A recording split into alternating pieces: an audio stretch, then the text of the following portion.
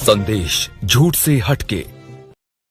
नमस्कार, संदेश Hindi news channel में मैं हरिशंकर जोशी आपका हार्दिक स्वागत करता हूं, हार्दिक अभिनंदन करता हूं। राहुल गांधी आज कोलंबिया की राजधानी बोगोटा पहुंच गए हैं। जी, उनका दक्षिण अमेरिका के 4 देशों का दौरा शुरू हो गया है। राहुल गांधी के पहुंचते ही बोगोटा में उनके स्वागत में लोग उमड़ पड़े और पीएम राहुल गांधी बोलकर नारे लगाए। मेरी तो समझ में नहीं आ रहा, आप लोग बताइए ये नारे का क्या अर्थ है, चैट बॉक्स में लिखकर बताइए। हमारे पैनलिस्ट भी बताएंगे, उनसे भी हम पूछेंगे क्या क्या मायने हैं इसके। अब चर्चा एक और खबर की, बड़ी खबर है, गंभीर खबर है। केरल के एक चैनल की डिबेट में बीजेपी के एक नेता ने राहुल गांधी को सीने में गोली मार देने की बात कही थी। ये हमने कल इस पर चर्चा की थी, आपको याद होगा। ये मामला तूल पकड़ गया है। कांग्रेस नेताओं ने राहुल गांधी की सुरक्षा की चिंता करते हुए गृह मंत्रालय को चिट्ठी लिखी है। कांग्रेस की तरफ से कहा गया है कि अगर सरकार इस पर कार्रवाई करने में सफल नहीं होती है तो ये लोकसभा नेता प्रतिपक्ष के खिलाफ हिंसा की मिली भगत माना जाएगा। बहुत बड़ी बात है। कांग्रेस का ये चिट्ठी लिखना, वेणुगोपाल का ये चिट्ठी लिखना, पवन खेड़ा का आक्रामक होना और ये कहना, ये लिखना कि इसे हिंसा की, मतलब लोकसभा नेता प्रतिपक्ष के खिलाफ यानी राहुल गांधी के खिलाफ हिंसा की मिली भगत माना जाएगा। क्या मायने हैं इसके? क्या राहुल गांधी के खिलाफ मॉब लिंचिंग दस्ते तैयार कराए जा रहे हैं? गॉड्सों की फौज तैयार कराई जा रही है? सर देखिए, मामला बड़ा संगीन है।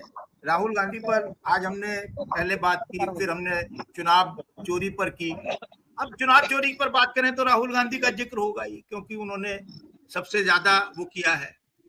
अब सर, कल हमने चर्चा की थी, केरल के एक चैनल की डिबेट में एक बीजेपी नेता ने राहुल गांधी को सीने में गोली मार देने की बात कही थी। अब ये आज मामला बहुत हॉट है और बड़े सवाल खड़े करता है। कांग्रेस ने राहुल गांधी की सुरक्षा की चिंता करते हुए गृह मंत्रालय को चिट्ठी लिखी है। जाहिर सी बात है, चिंता होना स्वाभाविक है। और जिस तरीके से उनके दौरे लीक किए गए, पहले उनकी लोकेशन लीक की गई बीजेपी की आईटी सेल द्वारा, वो भी चिंताजनक है। और सबसे ज्यादा चिंताजनक ये है सलीम साहब कि अभी तक किसी ने भी कोई निंदा नहीं की है, कंडेम नहीं किया है उस नेता को, बीजेपी के किसी भी बड़े नेता। और एफआईआर तक अभी नहीं हुई है केरल में।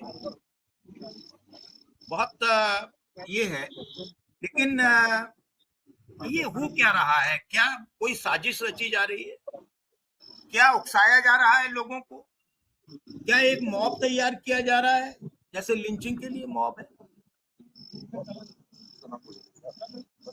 जोशी साहब, असल में बात जो है वो गाली से गोली तक चली गई है। और ये बात केरला में हुई है। केरला से राहुल गांधी सांसद और नेता प्रतिपक्ष हैं। उनके बारे में एक बात आपको पता नहीं क्यों नहीं समझ में आ रही थी। उसका कारण ये है कि भारत में ये समझा जाता है कि एक बार जो प्रधानमंत्री बन गया तो वो अनंत काल तक बन रहेगा। और 2047 में भी प्रधानमंत्री मोदी जो है वो अगली सदी में लेके जाएंगे। उनकी उम्र जो है वो 100 साल के आसपास होगी। तो इसलिए आपकी समझ में ये बात नहीं आ रही है। हालांकि वेस्टर्न कंट्रीज में जो नेता प्रतिपक्ष होता है उसको शैडो प्राइम मिनिस्टर कहते हैं, यानी प्राइम मिनिस्टर का साया।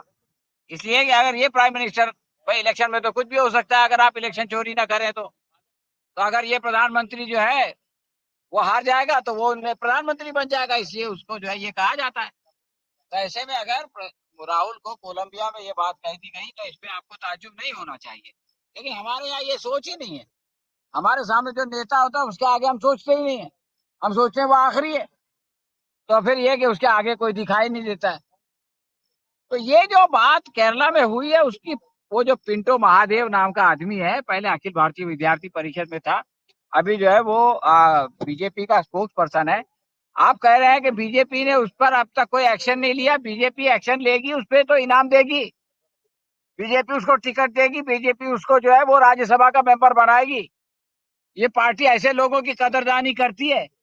आपकी जो है वो उम्मीद ही गलत है बीजेपी से, आपकी अपेक्षा गलत है कि वो उस पर कोई एक्शन ले लेगी, उसको कोई सजा दे देगी। बहरहाल उसने जो बात कही वो बहुत दिलचस्प है।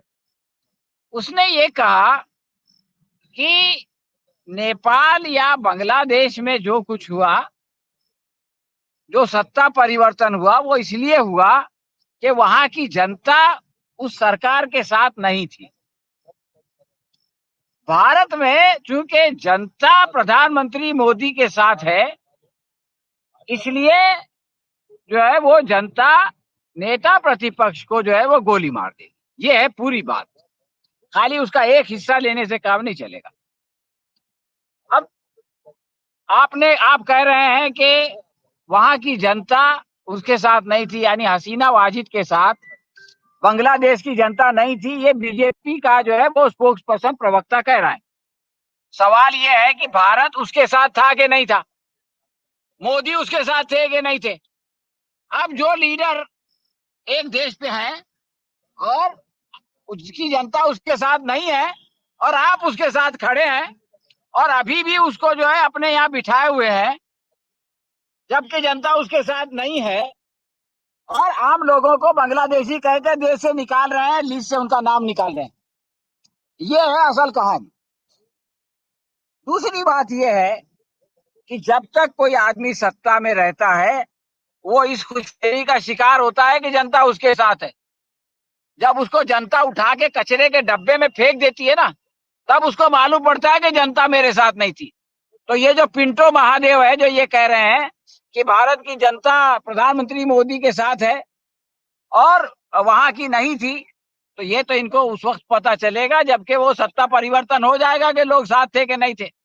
और अगर जनता साथ है तो 400 के सपने देखने वालों को 240 पे क्यों आना पड़ा और बैसाखियों पे सरकार क्यों चलानी पड़ी। तो ये ऐसे सवाल हैं कि वो महादेव का जो लॉजिक है वही गलत है कि इस देश की जनता मोदी के साथ है, प्रधानमंत्री मोदी के साथ है। दूसरी बात यह है कि वो धमकी किसको दे रहे हैं गोली की। भाई जिस पार्टी में परंपरा है, जिसके जो है वो पिताश्री को गोली लगी, जिसकी जो है वो दादी को गोली लगी, अब आप समझते हैं कि आप उसको बोलेंगे कि देखो कोई तुमको गोली मार देगा तो वो जो है वो बदल जाएगा। भाई आप तो जो है वो 1000 सिक्योरिटी के बावजूद कश्मीर में कदम नहीं रख पाते। प्रधानमंत्री मोदी पहलगाम के बाद गए थे क्या? जम्मू जाके लौट आए झंडी दिखा के ट्रेन को, क्यों नहीं गए वादी में? तो आपके अंदर तो ये हिम्मत है नहीं। और जो आदमी वहां जाता है श्रीनगर में, लाल चौक पे जाके झंडा लहरा देता है और वहां की जनता उसके साथ आती है, आप उसको डरा रहे हो कि लोग आपको गोली मार देंगे। इसलिए आप जो है वो ये मत करो, मतलब इस तरह की बात मत करो और अपना जो है वो इंसाफ की लड़ाई मत लड़ो। तो ये इन लोगों की समझ में नहीं आ रहा है कि ये कह क्या रहे हैं, और इनकी समझ में ये नहीं आ रहा है कि ये कह किसको रहे हैं। तो ये है जोशी जी मसला। और इन लोगों का, मैं तो बोलता हूं, मानसिक संतुलन बिगड़ गया है ऊपर से नीचे तक। अब ये लोग हो सकता है पिंटो महादेव को कोई बहुत बड़ा इनाम दे दें अपनी पार्टी में, लेकिन ये कि जनता जो इनाम इनके लिए तैयार कर रही है वो बहुत खतरनाक है, और वो इनाम जो है इनको कहाँ पहुंचाएगा। इनकी हालत नेपाल के प्रधानमंत्री की तरह होगी, या श्रीलंका के प्रधानमंत्री की तरह होगी, या बांग्लादेश के प्रधानमंत्री की तरह होगी, ये कोई नहीं जानता। और हसीना वाजिद से तो इनकी हाल खराब होगा, इसलिए कि हसीना वाजिद को कम से कम आपने लाके अपने यहाँ संरक्षण दे दिया, पनाह दे दी। इनको कौन पनाह देगा? ये कहा जाएंगे नेपाल में जाएंगे, बांग्लादेश जाएंगे, श्रीलंका जाएंगे, पाकिस्तान जाएंगे, अफगानिस्तान जाएंगे, जाएंगे कहाँ? कौन लेगा इनको? तो दोस्तों ये बहुत ही सीरियस मसला है इस पार्टी के साथ अभी, जिससे कि ये जूझ रही है, और इसका अंजाम क्या होने वाला है इसका अंदाजा हम नहीं कर सकते। बहुत बहुत शुक्रिया जी। अंजाम क्या होने वाला है ये नहीं कर सकते। और